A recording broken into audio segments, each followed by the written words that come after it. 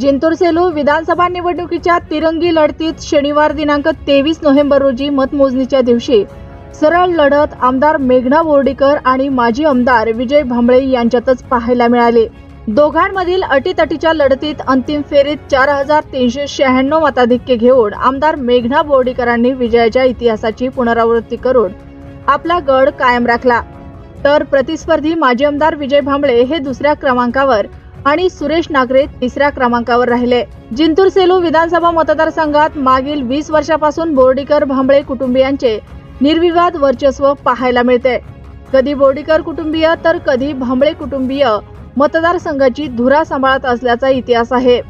पण यंदाच्या विधानसभा सार्वत्रिक निवडणुकीत तिरंगी लढतीचे चित्र असताना माजी आमदार रामप्रसाद बोर्डीकर आणि विद्यमान आमदार मेघना बोर्डीकर यांनी आपल्या राजकीय कारकिर्दीच्या प्रगल्भ अनुभवाच्या बळावर चाणक्य बुद्धीचा वापर करून अभेद्य राजकीय क्लुप्त्यांचं चक्रव्यूह रचून सुमारे 4396 मताधिक्य घेऊन विजयाच्या इतिहासाची पुनरावृत्ती करत आपला गड कायम ठेवण्यात यश मिळवले आहे।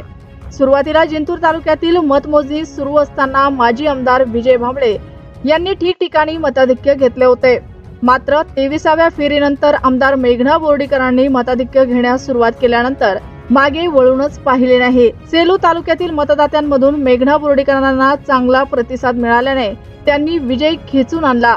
अंतिम फेरीनंतर आमदार मेघना बोर्डीकरांना 1,12,353 मते मिळाल्याने ते प्रथम स्थानी राहिले आहेत, तर माजी आमदार विजय भांबळे यांना 1,07,957 मते मिळाल्याने त्यांना द्वितीय स्थानावर आणि वंचितांचे उमेदवार सुरेश नागरे यांना 55,838 मते मिळाल्याने ते तिसऱ्या स्थानावर राहिले।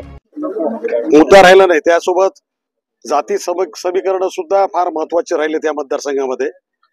मात्र हा विजय खरं पाहिलं तर खेचून आणला आमच्या तरुण साथीदारांनी, आणि विशेषतः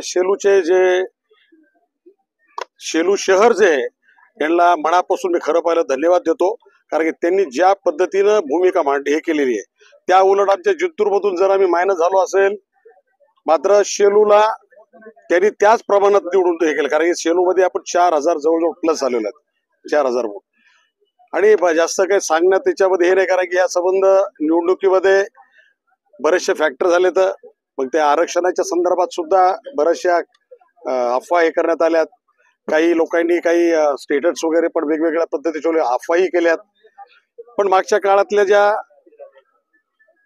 लोकांच्या ज्या भावना होत्या त्या भावना निश्चितच बोर्डीकरांच्या सोबत होत्या, आणि विशेषतः त्यांना हे असे दुसऱ्या कॅन्डिडेट विषयी मी बोलणं चुकीचं आहे, पण त्यांना तर नेगेटिव्ह वोटिंग होती म्हणूनच आम्ही निवडून आलेलो आहे, कारण की आमचं काम आणि लोकांना दाखवलेला विश्वास हे आज मताच्या रूपामध्ये तुम्हाला सर्वांना लक्षात आलेलं आहे।